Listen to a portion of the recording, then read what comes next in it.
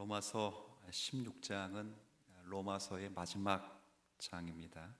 이 마지막 장은 바울이 편지를 마무리하고 있는 그런 장이기 때문에 개별적인 인사를 하는 장으로 구성되어 있습니다. 로마에 있는 지인들에게 소식을 전해주고 동역자들의 안부를 그들에게 전해주면서 마지막에는 하나님을 찬양하면서 찬송하면서 로마서의 긴 편지를 마무리하고 있습니다.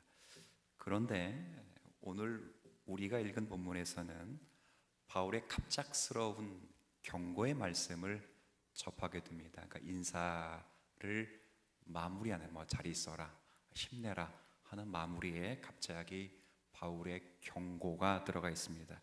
여기 우리가 읽은 17절에 형제들아 내가 너희를 권하노니 너희가 배운 교훈을 거슬러 분쟁을 일으키거나 거치게 하는 자들을 살피고 그들에게서 떠나라. 이렇게 살펴라.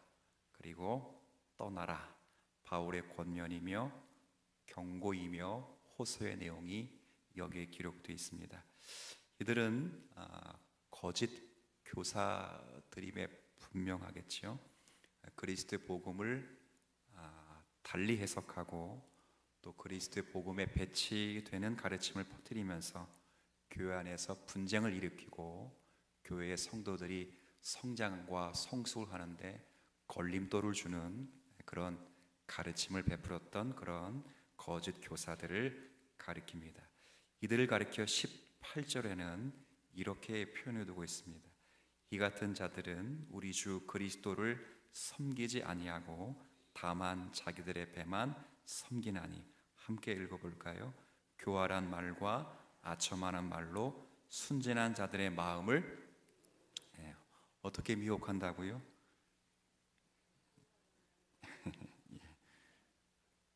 교활한 말과 아첨한, 듣기에는 굉장히 좋다. 목회자 세계에 약간 속설 같지만 진리가 하나 있습니다. 말 잘하는 목사치고 괜찮은 목사가 없습니다. 고개를 끄덕끄덕거리시면 안 되는데 원래 끄덕끄덕거리시면 조금 마음은 좀 아픈데 그렇습니다.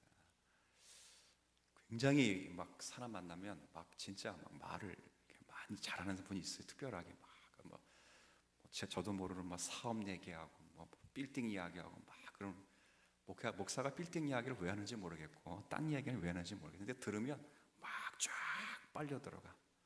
근데 전부 사기꾼이야. 말은 굉장히 재미있어요. 재밌다. 바울이 경고하는 거예요. 인사를 마무리하면서 살피고 경계하라. 그리스도의 복음과 배치되는 거짓 복음들을 그들이 교사라는 명목으로 너희들을 가르칠 것인데 굉장히 재미있다. 굉장히 아첨하는 말과 같고 교활한 말과 같다. 반짝하다. 그러나 그렇다고 해서 다 듣지 말고 마지막에 이거 인사 끝말에 들어온 것은 지금까지 내가 차근차근 가르쳤던 그리스도의 진리의 복음과 반대되는 것이라면 반드시 살피고 17절 마지막에 그들에게서 떠나라 이렇게 되어 있습니다. 그러니까 이것은 간단한 교훈으로 우리가 받아서는 안 되는 것들입니다. 왜 그들이 그렇게 되냐면 17절 중간에 있는 말씀처럼 18절 중간에 있는 말씀처럼 다만 그들은 그리스도를 섬기지 않고 뭘 섬긴다고요? 배만 자기를 위하는 사람이다. 그래서 바울이 이러한 이야기를 하는 것입니다. 과연 이들이 누구인가? 이 짧은 구절 속에는 알 수 없지만 바울의 로마서의 긴 내용과 갈라디아서의 편지를 보면 바울이 전한 복음, 믿음으로 의롭다함을 받는다. 이걸 가리켜서 네 글자로 이신층이라고 해요. 율법을 지켜서 구원받는 것이 아니다. 선을 행해서 구원받는 것이 아니다. 하나님 앞에 공로를 쌓아서 구원받는 것이 아니라 우리가 구원받을 수 있는 유일한 길은 우리를 위하여 율법을 완성하시고 우리의 의를 전가하신 의의 전부이신 예수 그리스도를 믿음으로 구원을 얻는 것이다 라는 진리에 달리 이야기하며 그리스도를 믿어 구원받는 것은 맞지만 할례를 받아야 그 구원이 완성되고 지금도 유월절을 지켜야 하나님의 교회처럼 유월절을 지켜야 그 구원이 완성이 되며 지금도 절기와 지금도 뭐를 지켜야 그것이 의식법을 지켜야 구원에 이룰 수 있습니다 라고 하는 로마서에 이미 기록되어 있고 갈라디아에서 이미 경고한 그런 복음들을 가르치는 자가 있다면 반드시 살피고 그리고 그들을 떠나라 하시는 그런 경고입니다. 그래서 이 호소, 이 권면에는 세 가지 동사와 명령어를 써서 주의를 주고 있는데 첫 번째가 17절 후반에 있는 말씀처럼 살피라. 눈으로 확인하셨어요? 살피라. 이 살피라고 하는 것은 하나님의 말씀이 아닌 것에 관하여 집중해서 그것을 확인하고 주시하여 봐라. 그렇죠. 두 번째는 17절 마지막에서 그들에게서 떠나라. 그렇죠. 굉장히 쉽지 않은 말씀입니다.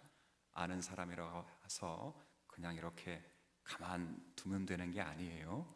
진리가 아닌 문제에 있어서는 굉장히 엄히 다스려야 될 부분이 있습니다. 예를 들어 이제 귤 한 박스가 집에 있는데 이 귤이 하나가 이렇게 썩으면 그냥 이것도 내 건데 하고 놔두면 옆에 있는 귤들이 다 어떻게 되죠? 썩죠. 그렇죠. 제 몸에 종기가 나는데 이것도 내 거야, 내 몸이야, 내 몸을 소중히 여겨야지. 그래서 이거 놔두면 어떻게 되겠어요? 팔을 잘라야죠. 그렇죠. 그럴 때는 얼른 분리하라, 떠나라 시키는 말은 그것은 거룩한 공동체에서 분리시켜라 이런 의미예요. 그리고 마지막에는 19절 말씀처럼 19절 그 마지막 제가 일단 읽을게 19절 너희의 순종함이 모든 사람에게 들리는지라 그러므로 내가 너희로 말미암아 기뻐하노니 함께 있습니다. 너희가 선한데 지혜롭고 악한데 미련하기를 살피고 떠나면서 뭐라 되어 있어요? 선한 데는 지혜롭게 바울이 가르쳐 온 참된 복음에는 참 힘들고 어려워도 지혜로운 마음을 갖고 경청을 하고 악한 데는 교활하고 아첨하는 말일지라도 여기 뭐라 되어 있어요? 미련하 이거 무감각하죠. 마치 모처럼 곰처럼 그렇죠. 악에 관한 것들은 그렇게 곰처럼 미련한 자들이 되어야 된다 이런 말씀을 오늘 하고 있는 것입니다.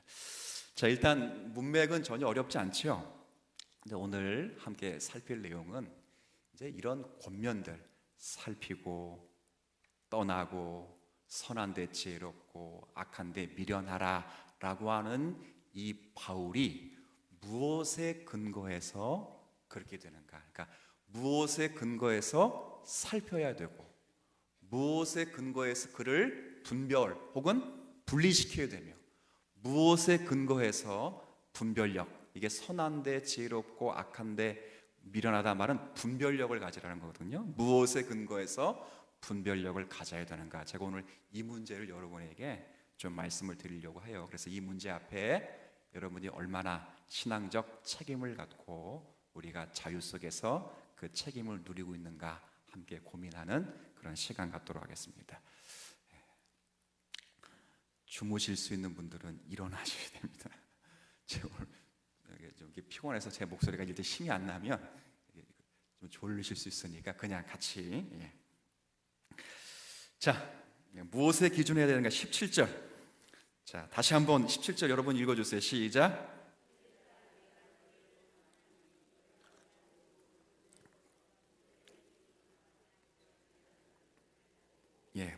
무엇에 근거해서 살피고 무엇에 근거해서 그들을 떠나보내야 되는가? 무엇에 근거하냐면 배운 교훈입니다. 그러니까 사도 바울로부터 배운 하나님의 말씀을 기준으로 해서 그렇지? 이것이 굉장히 중요해요. 이 말은 거짓 선생들은 하나님의 말씀을 기준으로 하지 않았다는 말이, 아까 그들은 다만 그리스도가 아니라 무엇을 중심으로 하고 있다고요? 배만 불리고 있다 그 말이죠. 그런데 너희들이 살피고 그들을 분리시키고 너희들이 선한 데 지혜롭고 악한 데 미련한, 즉 분별을 하려면 배의 기준을 둬서는 안 되고 무엇의 기준을 두고 있어야 된다? 바른 교훈의 기준을 두고 있어야 된다. 여기까지는 어렵지 않았어요, 그죠? 바른 교훈의 기준을 두고 있어야 된다라고 해서, 즉 하나님의 말씀의 기준을 가지고 있어야 된다. 그러니까 성경에 근거하지 않으면 안 된다. 성경이 중요하다, 그런 말이에요. 이 헤르만 바빙크라고 하는 교의학을 쓰신 분이 계신데 굉장히 대학자입니다. 화란과 유럽에서는 건강한 보수주의를 이루신 분 가운데는 이분을 빼놓고서는 신학을 논할 수가 없는 분이십니다. 이분이 쓰신 교육학 그 책에 보면 이런 표현이 있어요. 어떤 표현이냐면, 우리가 하나님을 알려면 두 가지 인식 원리가 필요합니다. 자, 이 표현 다시 제가 할게요. 하나님을 알려면 몇 가지 원리가, 인식 원리가 필요하다고요? 두 가지. 자, 첫 번째 인식 원리는 내적 인식 원리이고, 두 번째 인식 원리는 외적 인식 원리. 그러니까 내적 인식 원리와 외적 인식 원리가 있어요. 내적 인식 원리는 반드시 하나님을 알려면 믿음이 있어요. 믿음. 그러니까 내적 원리는 뭐라고요? 믿음이 믿음. 그렇죠. 믿음이 없으면 하나님을 알 수 있어요, 없어요? 공부 잘한다고 하나님 알아요? 아니죠. 그럼 도울 김여공 하나님은 정말 잘 알아야죠, 그렇죠? 또 요한복음은 기가 막히게 알고 신약 성경은 달달 외우지만 그분에겐 뭐가 없어요? 믿음이 없지. 히브리서 말씀에 뭐라고 되어 있어요? 하나님께 나아가는 자는 반드시 그가 계신 것과 그가 자기를 찾는 자에게 상 주시는 이심을 믿어야 될지라. 믿음이 있어야 돼, 믿음. 그러니까 우리가 하나님을 알려면 내적 신앙 원리 속에서 가장 중요한 건 뭐가 있어야 된다고요? 믿음이 있어야 돼. 그러면 외적 원리는 뭐가 필요한가? 제가 지금 뭘 말하려고 하냐면, 아까 답은 뭐라 그랬어요? 바른 교훈이니까, 그러니까 뭐겠어요? 성경이죠. 하나님의 말씀. 그러니까 이 말은 믿음만 갖고 있으면 안 돼요. 그렇죠? 마음만 세상에서 제일 죄송합니다. 제일 무서운 사람이 머리는 없고 마음만 뜨거운 사람 정말 무서워요, 그렇죠? 하겠다고 나서는데 뭐 준비성도 없고 뭘 해야 될지도 모르고, 그러면 일단 그분이 하면 힘들어, 안 힘들어요? 여러분이 얘기한 거예요, 제가 얘기한 게 아니라, 그죠? 힘들어요, 그죠? 그러니까 뭐가 중요하냐면 신앙이 반드시 필요해요. 먼저 필요해요. 그러나 그 신앙은 반드시 외적 원리에 인 무엇에 근거해서?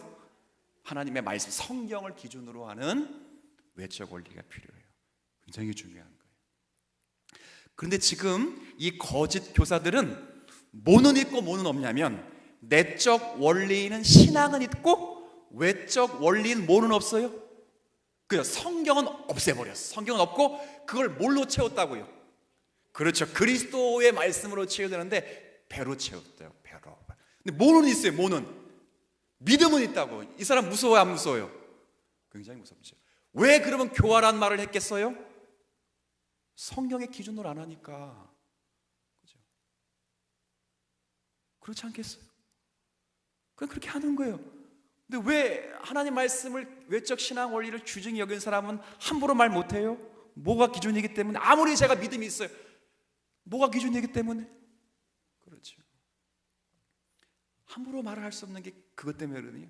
굉장히 중요한 건 두 번째, 외적 원리, 성경의 인식 원리가 필요해요. 거짓 교사들이 놓치고 있는 것이 바로 이 외적 원리인 하나님의 계시인 말씀을 놓치고 있습니다. 성경이 굉장히 중요합니다. 우리의 기준은 뭐라고요? 성경입니다. 성경. 죄송합니다. 경험도 아닙니다. 뭐도 아니라고요?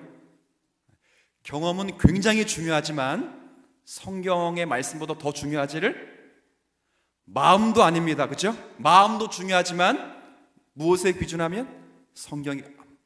꿈도 아닙니다. 그렇죠? 꿈은 중요하지만 그 꿈도 하나님의 성경을 초월하지를 않습니다. 제가 예를 하나 들어드릴게요. 여러분 그 다미 선교회 이장님 씨 아시죠? 제가 로마서 한번 할 때 언뜻 한번 말씀드린 적이 있거든요. 여러분들은 그게 생생할지는 모르겠지만 저는 굉장히 생생해요. 왜 그러냐면 1992년도가 제가 고3 때였거든요. 굉장히 중요한 때죠. 10월 28일이면 얼마나 중요합니까? 연합고사를 앞두고 있는 때인데, 근데 반 아이들 가운데 학교에다 아이들 가운데 같은 학년 가운데 애들이 학교를 안 오는 거예요. 학교를.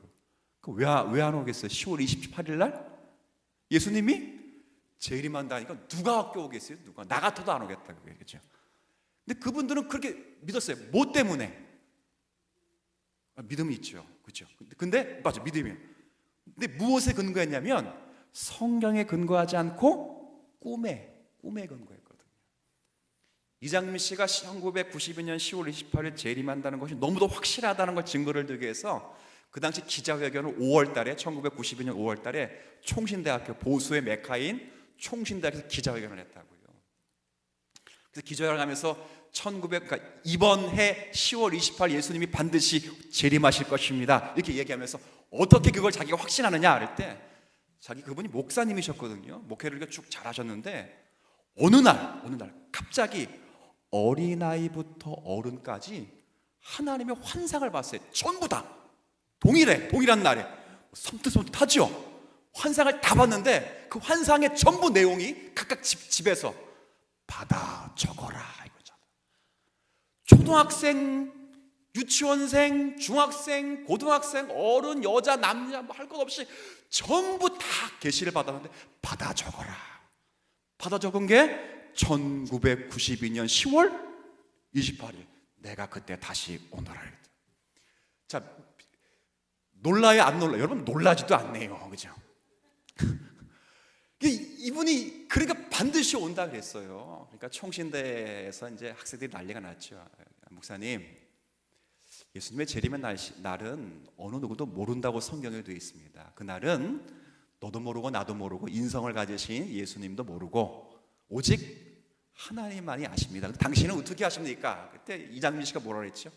나도 잘 모르겠다. 그런데 여하튼 전교회 성도들이 다 같이 계시를 받았는데 주님이 다시 오신다는 계시를 받았다. 그 날짜가 10월? 이건 뭘로 설명할 수 없다 그랬다고. 그러면서 뭐라 말하냐면 만약 10월 28일 날 예수님이 다시 오지 않으면 저와 저희 교회 성도들이 사탄의 간궤에 빠지게 된 것이니까 그때 제가 공개 사과하겠습니다 라고 TV에 방영이 됐어요. 여러분 다 아실 거예요. 1992년 10월 27일 오후 늦게부터 각 방송사가 좋은 상동네에다가 카메라를 설치하고 예수님이 진짜 오시는지 생중계했잖아요. 생중계. 오셨어요? 안 오셨어요? 92년 10월 28일 수요일이었거든요. 저 생생히 기억해요. 밤 11시 밤 12시 넘었어요. 자정을 넘었잖아요. 근데 안 오셨어요. 근데 방송사들이 그때도 놀리는 거예요. 차가 밀리는가 보다 예수님이 막 시간을 깜빡해. 아니 코리안 타임 때문에 막 놀리는 거예요. 그리고 한 30분 지나고 철수를 했다고요. 그리고 이장님 씨가 나와서 그 다음날 한국교회 앞에서 뭐라 했습니까? 사랑하는 한국교회 성도 여러분, 제가 사탄에 놀아놨습니다.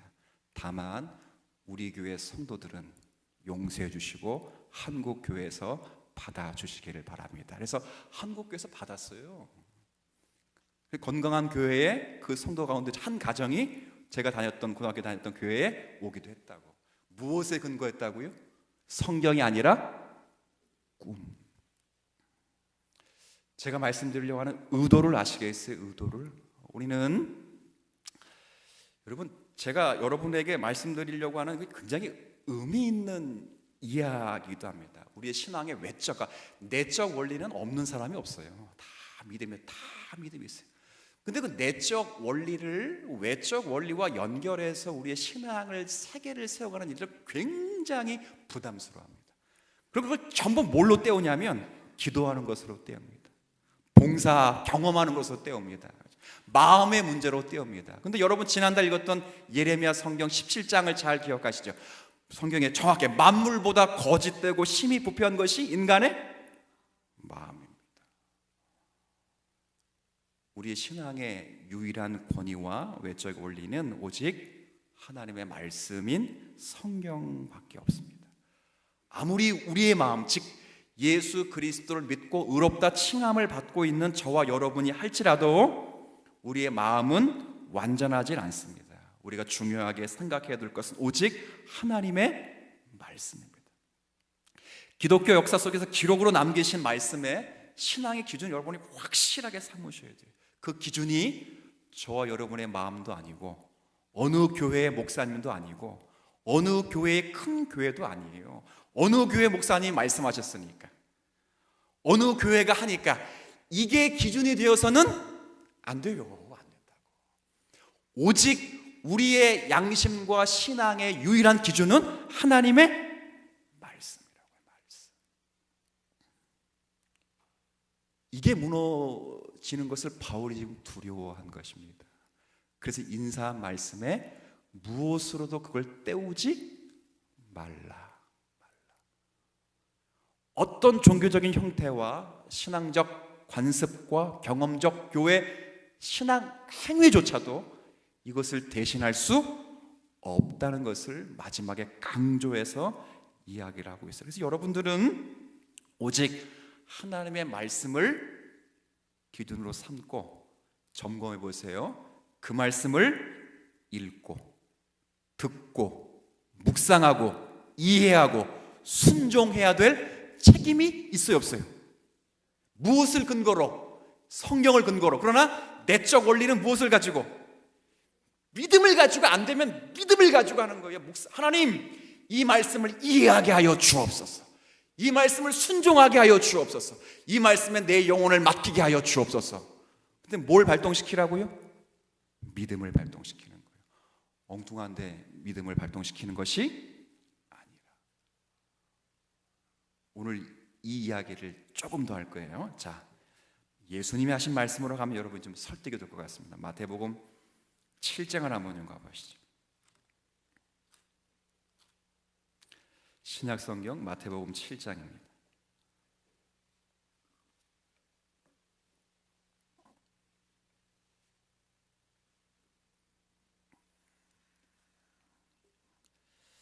마태복음 7장 24절부터 27절까지를 우리 함께 읽도록 하겠습니다. 그러므로 누구든지 나의 이 말을 듣고 행하는 자는 그 집을 반석 위에 지은 지혜로운 사람 같으리니 비가 내리고 창수가 나고 바람이 불어 그 집에 부딪히되 무너지지 아니하나니 이는 주추를 반석 위에 놓은 까닭이요 나의 이 말을 듣고 행하지 아니하는 자는 그 집을 모래 위에 지은 어리석은 사람 같으리니 비가 내리고 창수가 나고 바람이 불어 그 집에 부딪힘에 무너져 그 무너짐이 심하니라. 아멘. 이 마태복음 5장, 6장, 7장을 보통 산상수훈이라 이렇게 말씀을 합니다. 그러니까 이 산상수훈의 말씀을 통해서 하나님이 지금 말씀하시려고 하는 것은 하나님의 백성, 그러니까 마태복음식으로 말하면 천국 백성들이 어떻게 살아야 되는가에 대해서 말합니다. 그래서 핵심은 마태복음 5장, 6장, 7장 핵심은 율법의 핵심입니다. 하나님 사랑, 이웃 사랑입니다. 그러니까 마태복음 5장, 6장, 7장의 핵심은 하나님 사랑, 이웃 사랑입니다. 하나님 사랑과 이웃 사랑 쭉 이야기하면서 이제 마무리하면서 두 종류의 집짓기에 대해서 말씀을 하고 있습니다. 근데 갑자기 왜 집짓는 이야기를 하는가? 의미가 있습니다. 일단 예수님께서 말씀하신 집은 앞에서부터 쭉 이야기하는 내용에서는 삶의 전체를 가리킵니다. 그러니까 우리의 삶을 어떻게 지어야 되고 건설해야 되는가를 설명하는 내용입니다. 근데 자 보세요. 우리의 삶을 건축하는데 몇 명의 건축자가 있다고요? 몇 종류의 건축자가 있다고요? 두 종류의 건축자가 있어요. 지혜로운 건축자는 삶을 건축하는데 어떻게 건축하고, 어리석은 건축자는 삶을 건축하는데 어떻게 건축, 이걸 비교하고 있어요. 보세요. 자, 지혜로운 건축자는 그 집을 건축하는, 삶의 토대를 건축하는데, 세워가는데 어디다가 세운다고요? 반석 위에 세웠어요.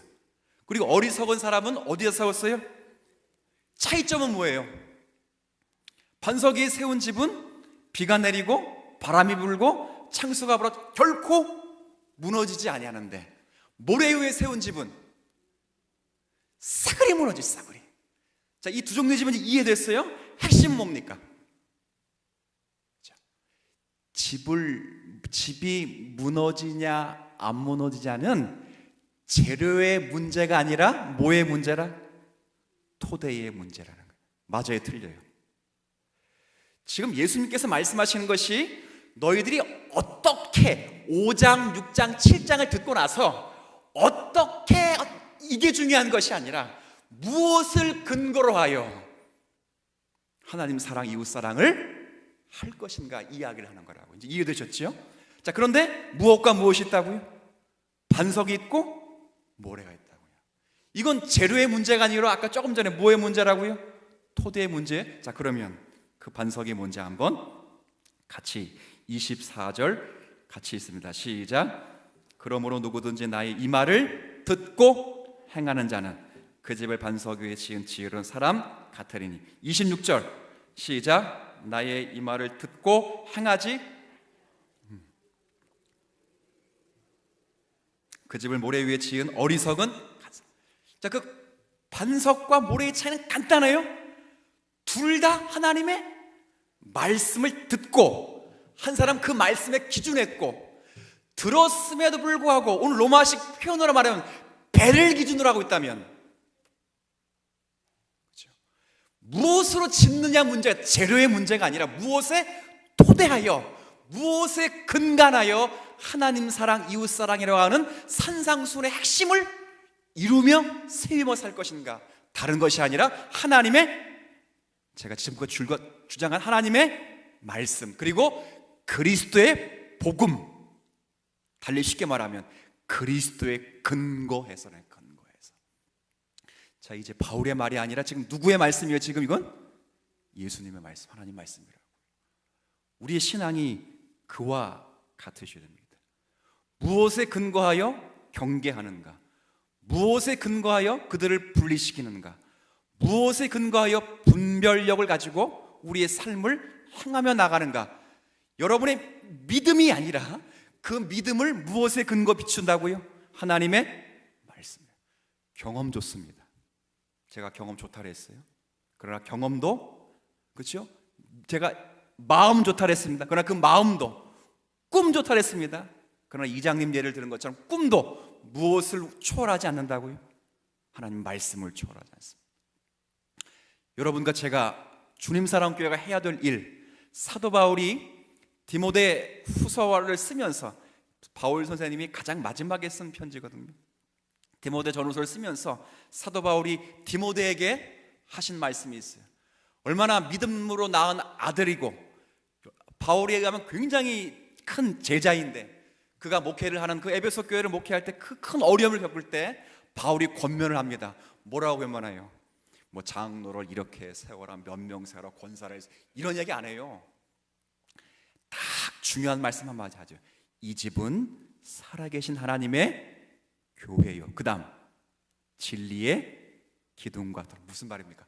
쓸데없는 걱정하지 말고 하나님의 말씀과 그리스도의 복음을 잘 가르치고 그 말씀에 너 자신이 연습하여 탈선하지 말고 모든 성도들을 세워 장로든 집사든 신약, 지금으로 우리 시대 말하면 권사든 이 일에 동역할 수 있는 자로 만들어 세워가라. 이것 외에는 교회의 본질은 없다는 거예요. 슬슬 약간 두려워지시죠? 우리의 신앙이라는 것은 그런 것입니다. 여러분, 오늘 이 말씀을 듣고 여러분과 제가 조금 더 각성했으면 좋겠습니다. 제가 굉장히, 저도 약간 무뎌진 것 같습니다. 저도 여러분도 아시겠지만 저는 사람 만나는 걸 흔쾌히 좋아하는 성격이 아닌데, 이 교회라고 하는 위치 때문에 노예와 총애 속에서 어쩔 수 없이 제가 어떤 일들을 맡게 됩니다. 근데 그 일들을 맡으면서 사람들을 만나고 목회자를 만나고 일들을 처리하면서 제가 굉장히 감각이 무뎌졌습니다. 예민해져야 되는데 오히려 무뎌집니다. 제가 이 말씀을 읽으면서 무뎌진다는 것은 한편으로는 덤덤해진다, 담담해진다라는 것으로 간주될 수 있는 표현이지만 한편으로는 감이 없어지고 그냥 묵혀버린다는 것으로도 내 자신을 그렇게 방종으로 보낼 수도 있겠구나 하는 생각이 들어서 겁이 났습니다. 그런 찰나에 이 말씀을 오늘 본문의 말씀으로 딱 만났습니다. 세상 용어로는 아다리가 맞았다 그럽니다. 그죠? 네. 집에 가면 아내한테 또 혼나겠네. 속어를 써가지고 잘 나가다가 왜 여러분이 졸아서 그렇습니다. 제가 서울에 있을 때는 이런 말 안 썼는데 그렇죠? 아다리가 맞았습니다. 여러분, 하나님 말씀을 읽고 묵상하고 그 말씀대로 살기 위해 몸부림치는 거 교회가 해야 될 유일한 일입니다. 교회가 진리의 굳건히 서 있으면 하나님이 알아서 채우시고 여러분에게 좋은 꼴을 먹이실 뿐만 아니라 여러분이 이 땅 가운데 정말 값지고 아름답고 영광스럽게 하나님의 성호를 찬양하도록 주님이 선히 인도하실 줄로 믿어요. 저는요, 여호와는 나의 목자시니 내게 부족함이 다윗이 한 일은 딱 하나예요.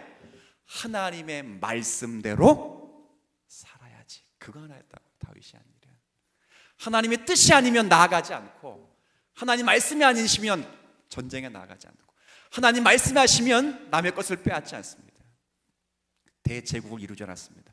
주님이 말씀하시면 그 기준을 따라 그 모든 국가를 운영했던 것처럼 저와 여러분도 이제 그런 아까 신앙의 두 가지 원리, 내적 원리는 뭐라고요? 그렇죠. 외적 원리는 이게 조우가 돼요. 조우가 따로따로 놀면 안 돼요. 머리와 몸이 따로따로 놀면 힘들잖아요. 그죠? 따로따로 놀면 안 되고 하나님의 은혜 속에서 잘 발현되어 이 교회가 그런 역할을 잘 감당하실 수 있는 주님 사랑교회와 성도 되시기를 주의 이름으로 부탁을 드리겠습니다.